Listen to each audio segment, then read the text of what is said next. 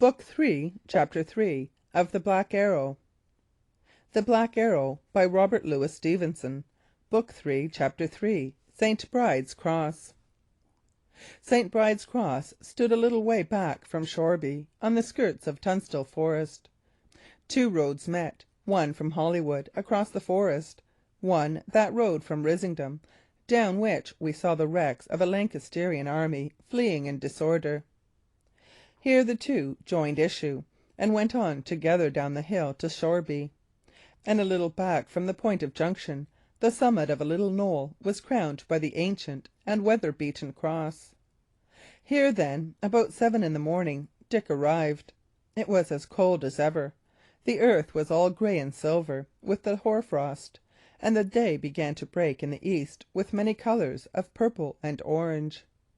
Dick set him down upon the lowest step of the cross, wrapped himself well in his tabard, and looked vigilantly upon all sides. He had not long to wait.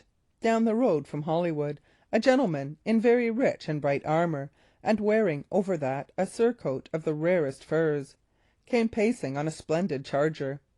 20 yards behind him followed a clump of lancers, but these halted as soon as they came in view of the trysting-place, while the gentleman in the fur surcoat continued to advance alone. His visor was raised, and showed a countenance of great command and dignity, answerable to the richness of his attire and arms. And it was with some confusion of manner that Dick arose from the cross and stepped down the bank to meet his prisoner.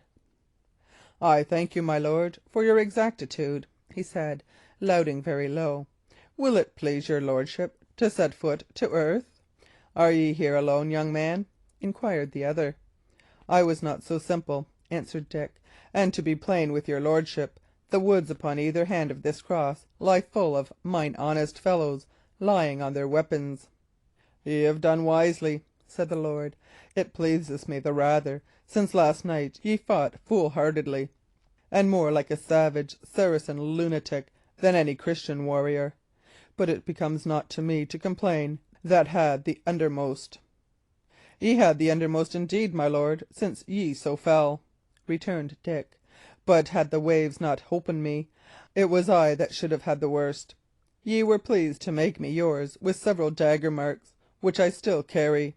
And in fine, my lord, methinks I had all the danger, as well as all the profit, of that little blind man's medley on the beach."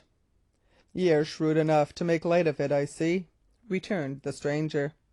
"Nay, my lord, not shrewd," replied Dick, "in that I shoot at no advantage to myself. But when, by the light of this new day, I see how stout a knight hath yielded, not to my arms alone, but to fortune and the darkness and the surf, and how easily the battle had gone otherwise, with a soldier so untried and rustic as myself, think it not strange, my lord, if I feel confounded with my victory." "Ye speak well," said the stranger. "Your name?" "My name, an't like you, is Shelton," answered Dick. "Men call me the Lord Foxham," added the other. "Then, my lord, and under your good favour, ye are guardian to the sweetest maid in England," replied Dick. "And for your ransom, and the ransom of such as were taken with you on the beach, there will be no uncertainty of terms. I pray you, my lord, of your good will and charity, yield me the hand of my mistress, Joan Sedley, and take ye upon the other part your liberty, the liberty of these your followers, and, if ye will have it, my gratitude and service till I die."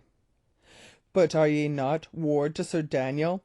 Methought of ye are Harry Shelton's son, that I had heard it so reported," said Lord Foxham. "Will it please you, my lord, to alight? I would fain tell you fully who I am, how situate, and why so bold in my demands. Beseech you, my lord, take place upon these steps, hear me to a full end, and judge me with allowance." And so saying, Dick lent a hand to Lord Foxham to dismount, led him up the knoll to the cross, installed him in the place where he had himself been sitting, and standing respectfully before his noble prisoner, related the story of his fortunes up to the events of the evening before. Lord Foxham listened gravely, and when Dick had done, "Master Shelton," he said, "ye are a most fortunate unfortunate young gentleman.